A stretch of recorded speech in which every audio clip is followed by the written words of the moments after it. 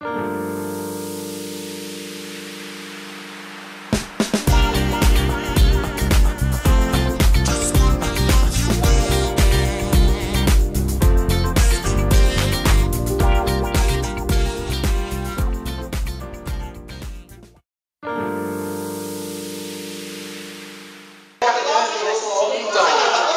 misturar tudo que eu gosto, tudo que eu ouvi.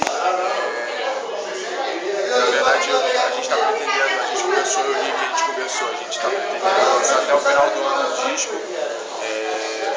E eu tô, graças a Deus, a gente está conseguindo fazer a mistura de tudo que eu ouvi e a gente está conseguindo fazer um CD com a minha cara, assim.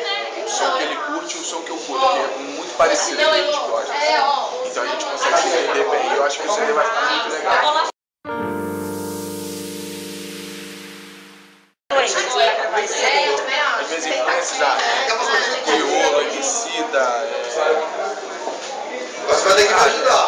é tudo. Eu tenho uma mistura muito black, assim, eu sempre curti muito black. Que vai do samba ao funk. Samba ao funk. Então é uma mistura que eu gosto de misturar. Acho que é o mais legal.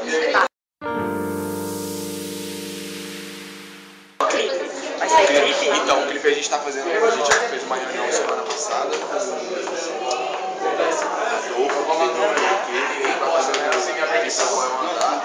E acho que semana que vem a gente já está gravando o clipe, então daqui a pouco a gente está com o clipe aí na mão e vocês vão assistir.